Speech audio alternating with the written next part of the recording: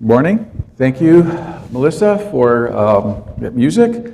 I want to thank the young people for helping out. We had Ethan and Matthew up here, and then the three Tansy kids, Dominic, Alexander, and Katerina. Thank you guys for helping out. It's good to see you up here. Good to see everybody here. Happy Memorial Day weekend. I guess I wasn't supposed to say that, was I? Hard to break old habits. So the events that I'm about to talk to you about happened between March 1977 and December of 1978. That's about a year and 9 months.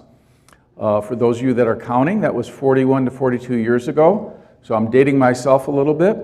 That's okay though.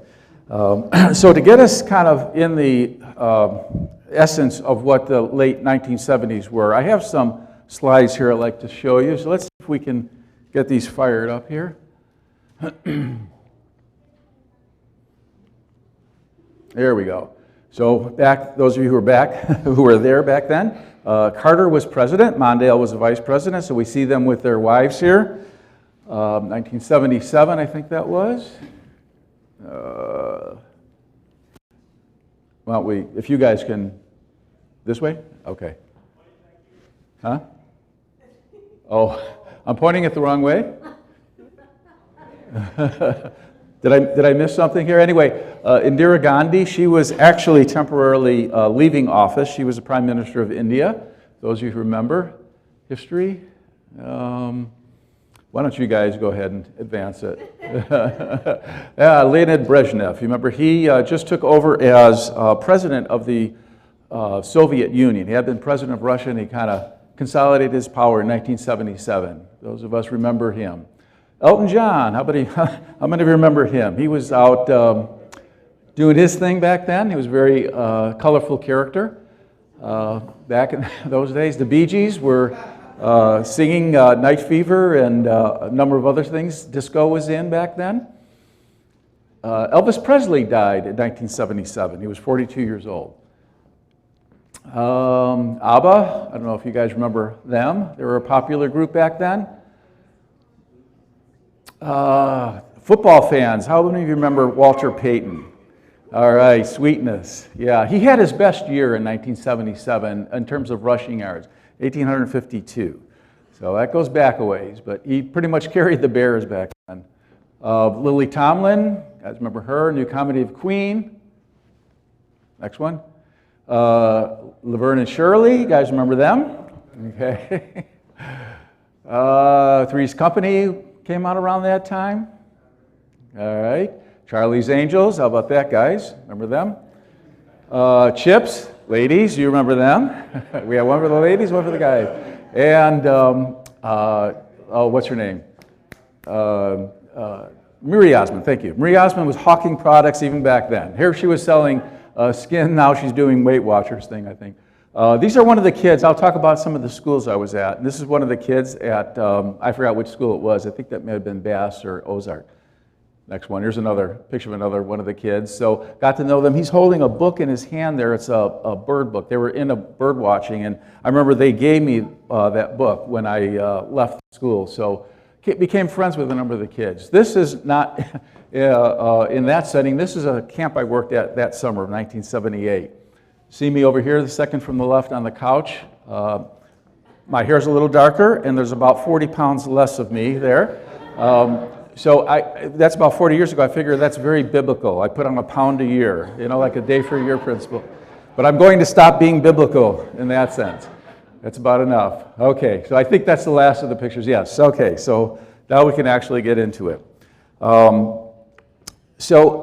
I read these words, would you like to travel and teach? I remember I was sitting in the Davenport Commission on Youth, that was in Davenport, Iowa, and I had been a VISTA volunteer and I was nearing the end of my stint there.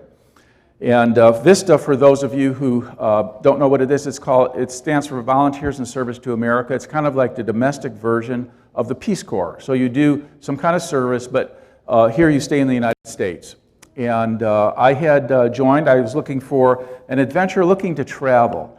And I grew up in Chicago, and I had this idea that I wanted to be down south. I wanted to be somewhere else, a different region of the country. I ended up in Davenport, Iowa. So I was pretty disappointed that I kind of defeated the purpose of why I joined. But anyway, I ended up in Davenport, Iowa. That's not Davenport, by the way. It didn't look like that. I had a good experience there and met a lot of good people, and I'm not going to go into the stories. There's a whole bunch of stories I could tell you about Davenport, Iowa. But nearing the end, I was still looking for something to do, and they sent out these newsletters to the Vista volunteers, and they had want ads in there, and that's where I saw this ad, would you like to travel and teach? And so I was still interested in traveling and seeing different part of the country, so I inquired about it and eventually went to the interview. So I'm living in Davenport, and the interview is taking place at this school I'd never heard of. It's called Broadview Academy. It's affiliated with a church I never heard of, the Seventh-day Adventist Church. And it's in a town I never heard of, LaFox, Illinois. I grew up in Chicago, I never heard of LaFox.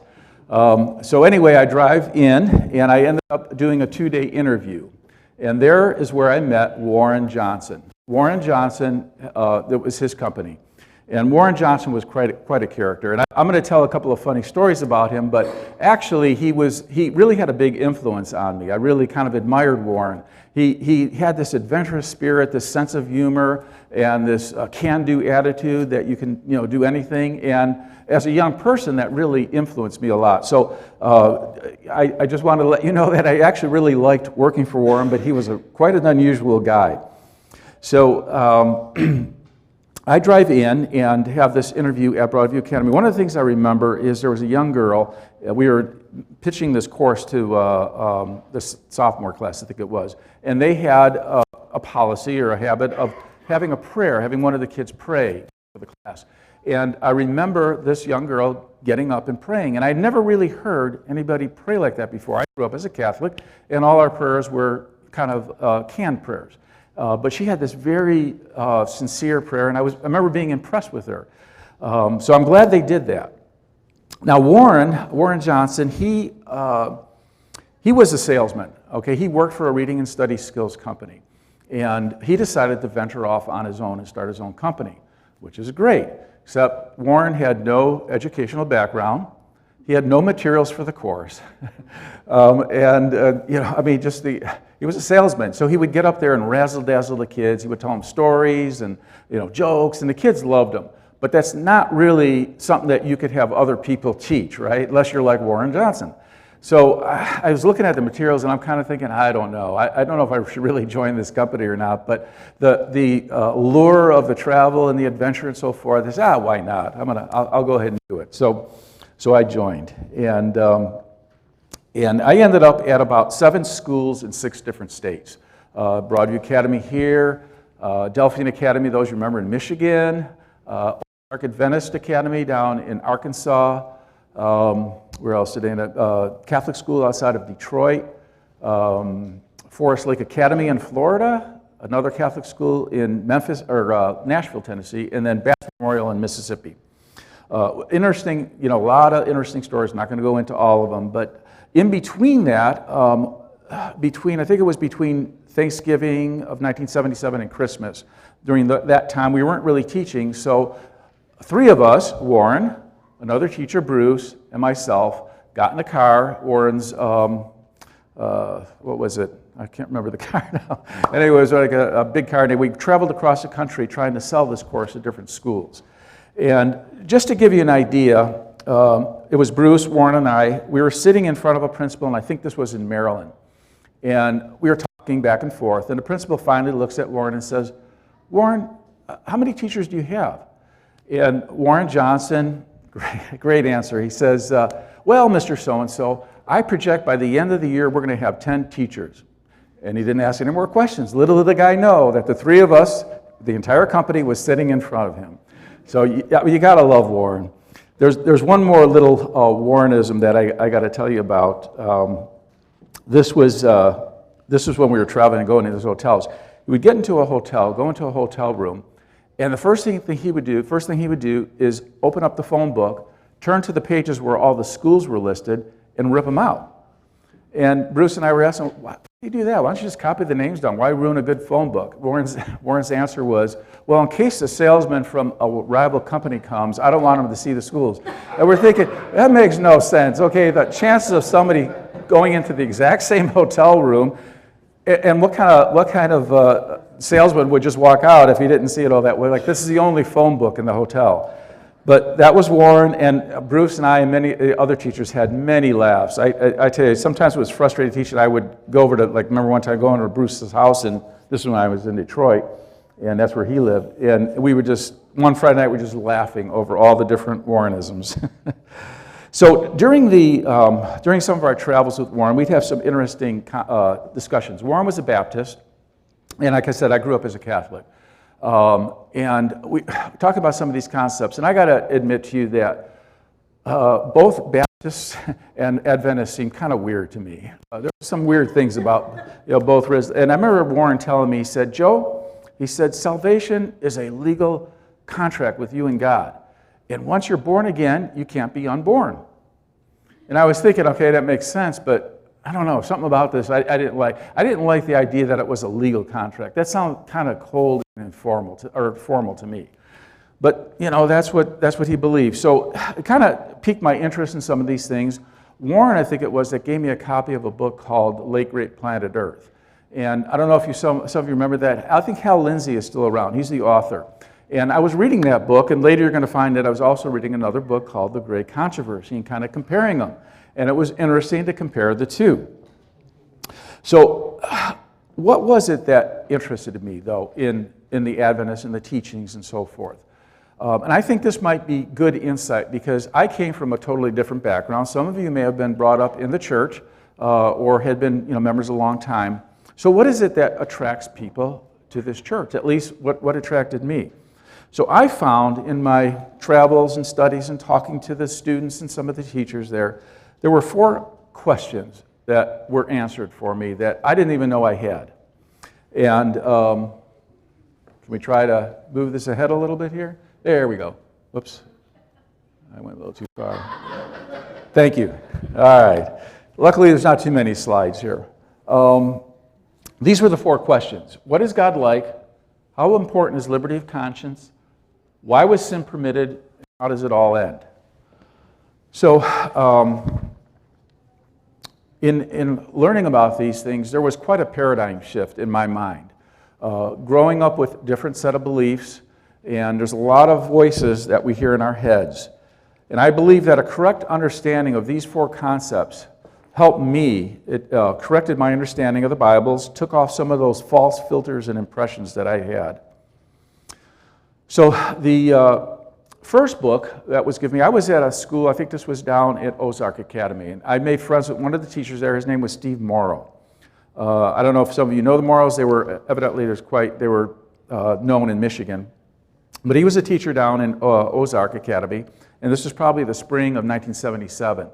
And Steve and I would get together. He was about a year older than me, and so we would do things together. We would take the kids out on Saturdays to different things. And in Arkansas, at that time of the year, it's very warm.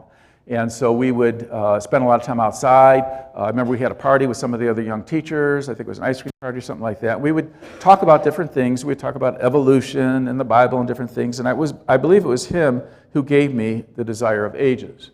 So we can go ahead to the next. Thank you. Desire of Ages by Ellen White.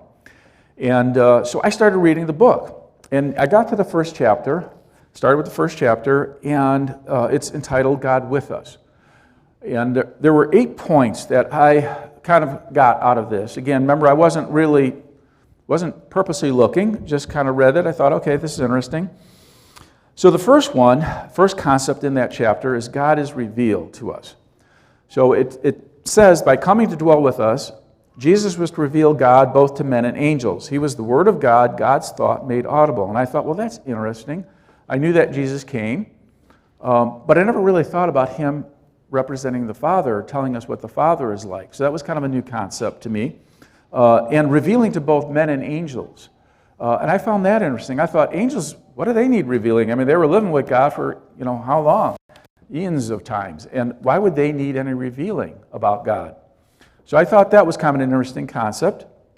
it talks about self-renouncing love. What was Jesus revealing to us about God the Father? Self-renouncing love. It said, both the redeemed and the unfallen beings will find in the cross of Christ their science and their song. The law of self-renouncing love is the law of life. It's the law that seeks not her own. It manifests the character of God who dwells in approachable light. And just another concept that was interesting to me. He dwells in unapproachable light. Okay, I can understand that. But this self-renouncing love. Again, I never really thought about God as being self-renouncing. I mean, we praise God. He's powerful. As a young boy I was taught, you really didn't question God.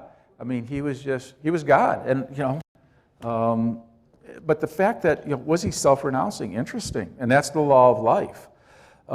Self-seeking. Where did self-seeking come from? Again, I thought that was kind of natural. We just kind of watch out for ourselves. But self-seeking originated in heaven. It says, in heaven itself, this law was broken, this law of self-renouncing love. Lucifer, the covering cherub, desired to be first in heaven. And it goes on to say, therefore, he misrepresented God. With his own evil characteristics, he sought to invest a loving creator. And this is how he deceived angels, and this is how he deceived men. And now, as it says, the night of woe settled upon this world. The use of force. Okay, God is powerful.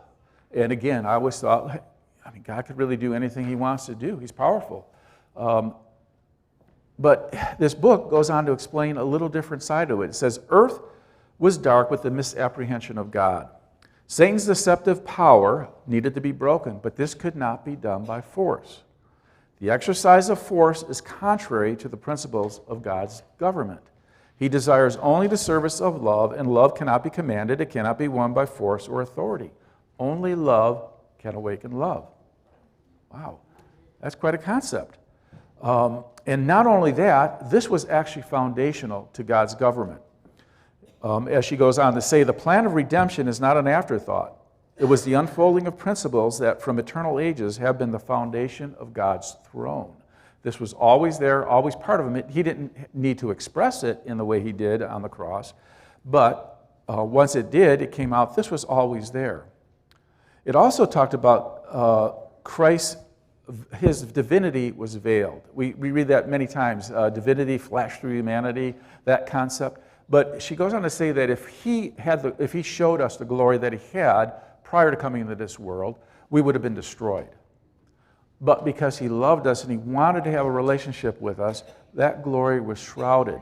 And when you think about that being destroyed, we think, again, filters, what's going on in our mind, that God is angry, but that's not the case. It's not the case. It's just his glory. We were not, at that point in time, able to behold it. One of the things I really appreciate in how Jesus interacted with people is with, for instance, Martha and Mary. And I love their interactions. He allowed them to be frustrated with him. Remember how Martha was frustrated with him, that you got to tell Mary to help me. I'm working here and she's just sitting there. Tell her to get off her butt and help me. And I love the way he dealt with it.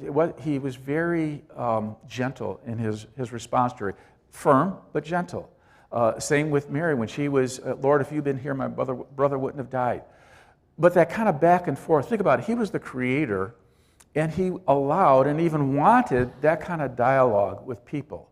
I want you to be comfortable with me. I want you to be, if you're frustrated, I want you to tell me you're frustrated. He wants that kind of relationship with us. That's why his glory was veiled. We couldn't talk to him like that, but this was God himself. More than recovery. We're told that in coming to, by his life and death, Christ had achieved more than just a recovery from sin. In taking our nature, the Savior has bound himself to humanity by a tie that is never to be broken. For eternal ages, he has linked with us. God so loved the world that he gave his only begotten Son. He didn't lend him to us, he gave him to us. And I had never thought of that. I knew he went back to heaven, but I thought, well, who knows? Who knows what happened? We went back to his previous form, whatever. But that's not what Ellen White says here. And he is to retain this humanity for eternity. Now that was quite a concept for me. Wow, God really did give up a lot. Finally, she talks about the earth being God's new home. Again, I never knew that, never thought about that, but the New Jerusalem coming down out of heaven to earth, and this is where God's going to live. The one place that was in rebellion is now completely changed, and this is where he's actually going to live. And she ends the chapter with saying, God is with us for eternity. He's with us. And this was just the first chapter. There's 84 more chapters, which we're not going to go into, but I was really hooked. I mean, there were concepts here about God that I had never really thought of, never heard of. Really something. A few months later, this was probably, like I said, I don't know, sometime that was probably the spring of 77. Anyway, several months later, at some point later, I was in, I believe it was Forest Lake Academy. That was a school down in Florida. I was walking down the hall, and this shy girl comes up to me. She was probably a sophomore or something, and she hands me a book and runs away. I barely had time to thank her. And I looked down at the cover of the book, and we can go ahead and do the next slide here. And it was The Great Controversy by the same author. I thought, well, this is kind of interesting. Like that last book I read, Desire of Ages, let me read this book. And remember I said there were 4 concepts that I learned. What is God like? How important is liberty of conscience? Why was sin permitted, and how does it all end? Well, this book helped answer those other 3 questions. So, and I'm going to be quoting not only from that book, I'm just going to be pulling little parts out here and there, but just a little background.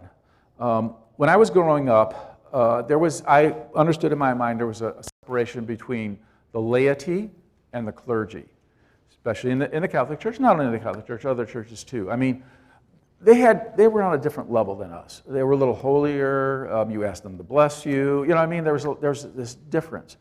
And I needed to be re-educated about that. This book talks about, at least a chunk of it, about the struggles that the reformers went through in trying to bring back religious liberty. And one of the things that I realize is that this combination of church and state and the terrible things that could happen when they're a little too aligned with each other. Now, I was always familiar with this history. We learned about it in history books and so forth. We were taught about it, but not quite from this perspective. So it was very eye-opening. So we're given examples here, which is evidence that very bad things happen when liberty of conscience is not tolerated. We see evidence as the Middle Ages came to the Reformation, how hard it was to break free from that. Once religious liberty is either given away or taken away, it's almost impossible to get it back. It just seems like there's this lock on this power, and we can see that even in nations today. There are nations that, there's various religions that are supported by their states, and it's very tough to break away from that. There's not a lot of freedom for certain things in those places. And this is a story of how these reformers fought to get that back. It's estimated that between 50 million and 150 million people lost their lives due to this struggle. And not just from being persecuted, just the wars and everything else that came. Compare that to the 5,500 to 6,500 people that were martyred during the early, when the Romans were martyring the Christians. I mean, that number, that 50 million, whatever, and there's a lot of controversy about that, but we know it was a lot more. So once religious liberty is gone, very tough to get it back. So in this book, I'm reading different quotes, and again, we can't go into a lot of detail about it. But about John Wycliffe, he taught that the Bible is a perfect revelation of God's will, and that the Holy Spirit is its only interpreter. Every person is to study the teachings to learn the duty for themselves. So again, this concept of learning for yourself was kind of making its way into my head. Separation of church and state. The princes of Germany, to protect the liberty of conscience, is the duty of the state, and this is the limit of its authorities in matters of religion. Every secular government that attempts to regulate or enforce religious observances by civil authority is sacrificing the principle Christians struggled for. And then she carries it on to how this thinking of civil religious liberty was in the minds of our forefathers who framed our Constitution and our Declaration of Independence. She goes on to say this whole idea of this these truths are self-evident, that we do have the right to pursuit of happiness and all that. This civil and religious freedom is built into us by God. She also says that this is the secret recipe for our country. These two principles, civil, religious freedom, are what gave us our power and our prosperity. The use of force. We talked about God not using force. Satan is the opposite. He does use force. In fact, she says that force is only found in Satan's government. And we see how he used that during the Middle Ages. We have a lot of evidence there. The civil and religious authorities, he was able to influence them to restrict our freedoms. Unfortunately, in the future, we know that those freedoms are going to be lost again at some point in time. And she says that the soon coming conflict, we will see, they exemplified the prophet's words. The dragon was wroth with the woman and went to make war with the remnant of her seed who keep the commandments of God and have the testimony of Jesus. This is just a small portion of this book, of course, but it was mind-blowing to me to learn some of these concepts. And this idea of religious freedom should be carried into our personal lives also. No one has a right to tell you what to believe. Friends, family, whatever. And this kind of had to be drilled into me too. And I had to understand this concept that, it's up to us to decide. God has given us reason, and he's given us a brain, and he wants us to think for ourselves and find out for ourselves, and that's very, very important. I didn't realize how critical that was. It's called the law of liberty. And really, when you think about it, God doesn't even force that either. If you think of the first 4 commandments, just between God and you. You should have no other gods before me. Shall not make any graven images. Don't take the name of the Lord, thy God in vain. And remember the Sabbath to keep it holy. Those 4 really should never be enforced by a government. They're only between you and God. The last third question, I guess, is a very eye-opening question: is why was sin permitted? Where did this evil come from? And again, I'd never really thought about it. It was there, and God is God, and he's telling us to be good. And this kind of got behind the scenes a little bit. So the chapter is called The Origin of Evil. It says, to many minds, the origin of sin and the reason for its existence are a source of great perplexity. They see the works of evil with its terrible results of woe and desolation, and they question how all this can exist under the sovereignty of one who is infinite in wisdom and power and love. Here is a mystery of which they find no explanation. She goes on to explain that the law of love, self-renouncing love, is the foundation of God's government. For the happiness of everyone, it depends on that. But this has to spring, and I love this phrase. It has to spring from an intelligent appreciation of his character. An intelligent appreciation of his character. What does that tell you about how God wants to treat us? Doesn't force us. He lays out the evidence. Here's what I'm like. But you are free to decide whether you're going to worship me or not. In this book, but there's another quote where she said, God does not expect stupid credulity. In other words, just a blind faith. There's no place for blind faith here. And again, this was a different concept for me, kind of an eye-opening concept. But because he does grant us this freedom, there was someone in heaven who perverted it, and that was Lucifer. And again, this was, kind of eye-opening to me. And, we have these quotes from Ezekiel and Isaiah, and I remember it's Isaiah 14 and Ezekiel 28. So just think of 14 times 2, 28. So both of those, in Ezekiel, it says, you were the anointed cherub who covers, you were perfect in your ways, from the day you were created till iniquity was found in you. And what was that iniquity? It was me first. Little by little, Lucifer came to indulge a desire for self-exaltation. And this is from Isaiah. For you said in your heart, I will ascend into heaven, I will exalt my throne above the stars of God, I will be like the Most High. Wow. How could anybody want to be like, how could anybody think they could be like the Most High? But understanding how God allowed him the freedom to do that, to try to convince him otherwise, but it goes on to say that the rebellion spread. Leaving the immediate presence of God, Lucifer diffused the spirit of discontent among the angels, claiming not self-exaltation, but that he was trying to secure the liberty for everyone. I'm going to bring you into a higher state of existence. It's very interesting. If you look at the book of Revelation in the chapter 12, I believe, where it talks about the war in heaven, that word for war is actually polemos, which is where we get polemic, which is a debate. Because I always thought when I was younger, reading about this war in heaven, I'm thinking, this war should have been over before it started, right? I mean, come on, we got God. Who's fighting God? I mean, he could just say, you're gone. But that wasn't the issue. It wasn't God's power or his strength that was in question. It was his character. And remember, God can't force us to accept. He has to just lay out the evidence. He gives us the freedom to choose. So it says that God bore along with Lucifer, infinite wisdom and love, in that he devised many ways to try to get Lucifer back.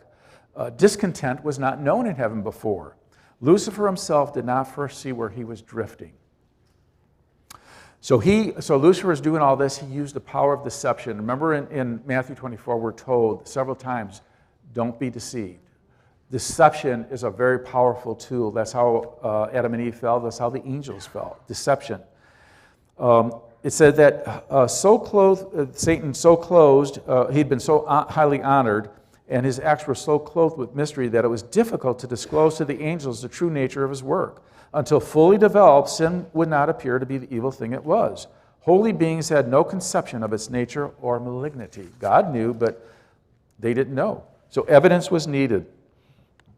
So it says that even when it was decided that Satan could no longer remain in heaven, infinite wisdom did not destroy him. Since the service of love can be acceptable, is only acceptable to God, he had to, for the good of the entire universe, through ceaseless ages, allow this whole thing to work out. Finally, at the end, when we see the results of everything, we see how it all ends. It says the whole universe, it says, in the end, the whole universe will have become witnesses to the nature and results of sin, and its utter extermination, which in the beginning would have brought fear to angels and dishonored God, will now vindicate his love. A tested and proved creation will never again turn from allegiance to him. Wow, those were powerful points that I was picking up on. So, the last question, how will it all end? What happens to the wicked? Again, I grew up thinking that hell lasts forever, right?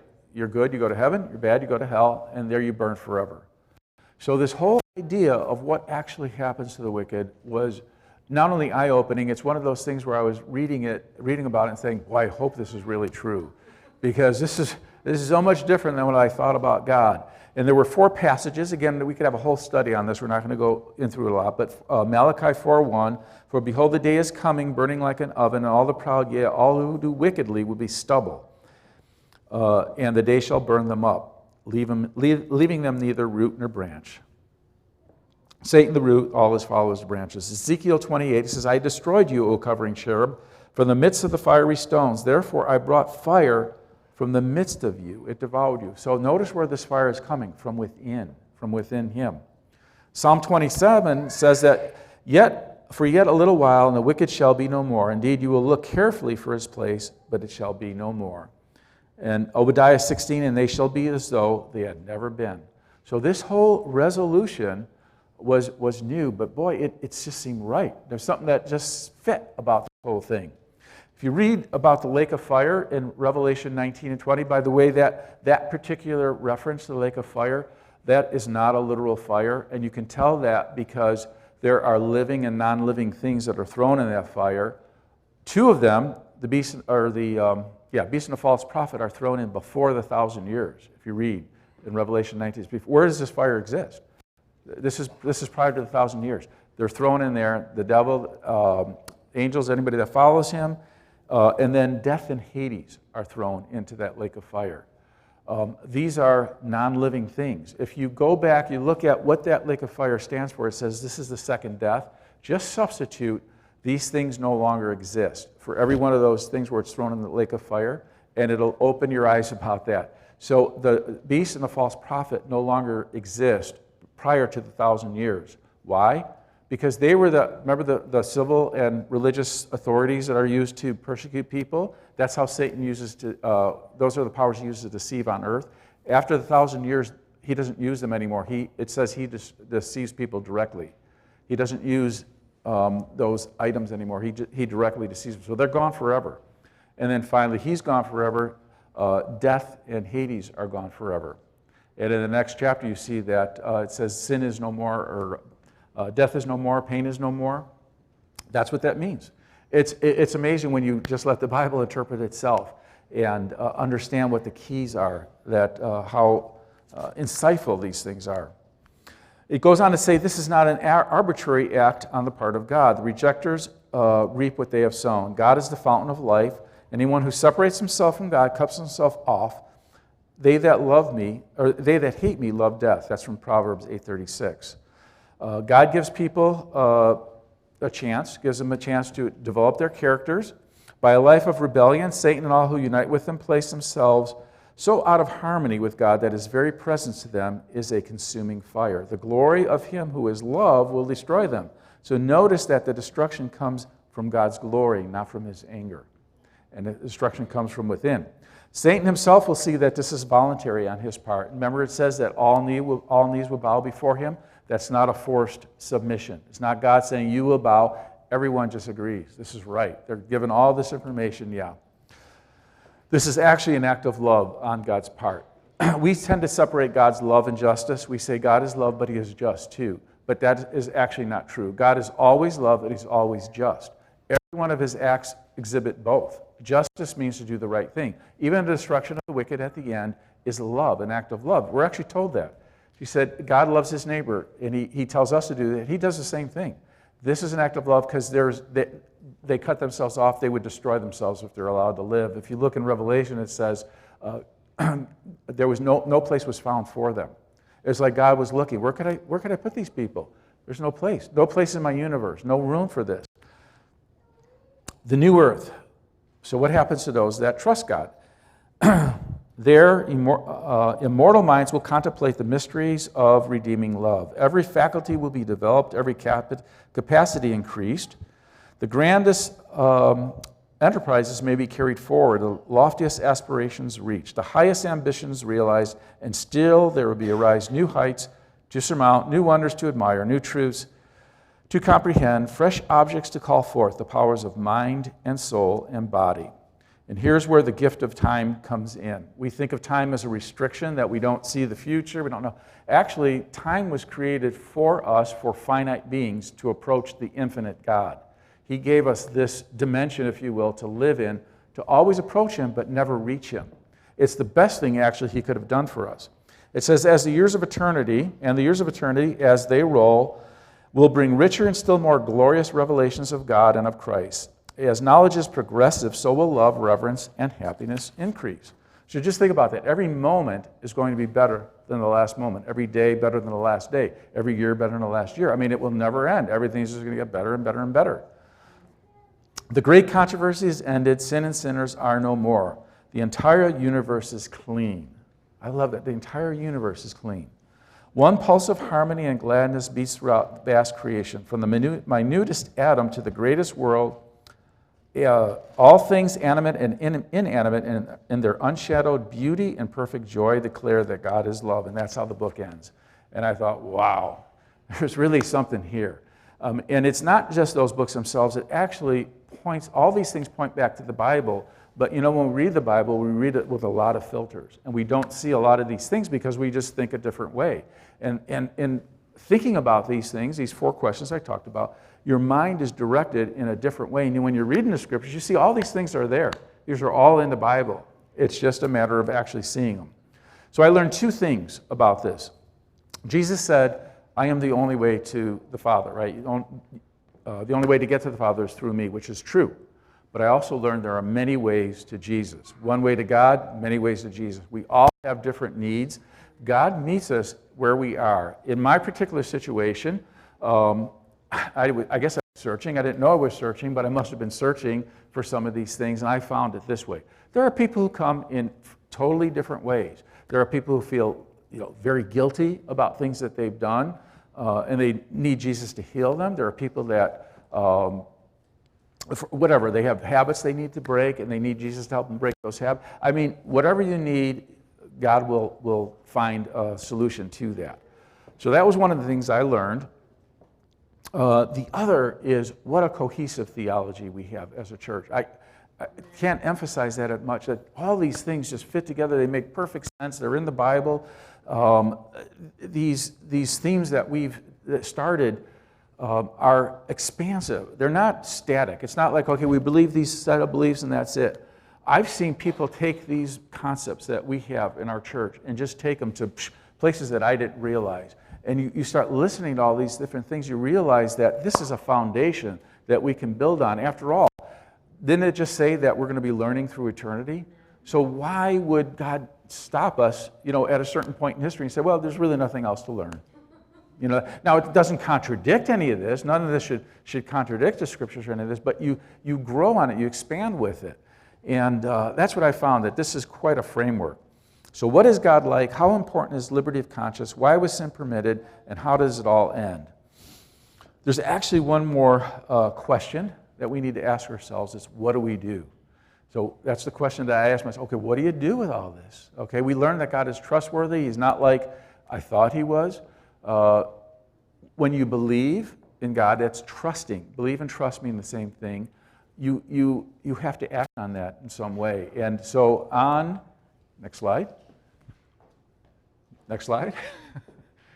There we go. On December 2nd, 1978, I was baptized right in this church here. This is Pastor John Baldwin. I don't know how many of you remember John Baldwin. He was our pastor back then. He actually wasn't planning to be our pastor for very long. He was actually attending the University of Chicago, but he was here when I first started coming, and I studied a little bit with him, and I was baptized. Bunch of kids from the church. I don't remember, but this you probably can't see too well. The lower left, that's Kara Newton. That's daughter and sister over there, and she always tells me, I remember how kind you were to me on that day when we were baptized. So I'm glad I was. I didn't quite remember that, but I said, well, I'm glad I was not mean to you. So I entitled this An Unexpected Journey, but this was not the end of the journey. This was just the beginning, and this is like 40-some years ago. It's been a wild ride ever since then, but I don't regret 1 minute of it, and it's not ending now. It's going to continue for an eternity. And so I'm just happy for what happened. I invite you to join that journey with me if you haven't already. So we will end the service now with the song or the hymn, "The Church Has One Foundation," 348. Thank you very much.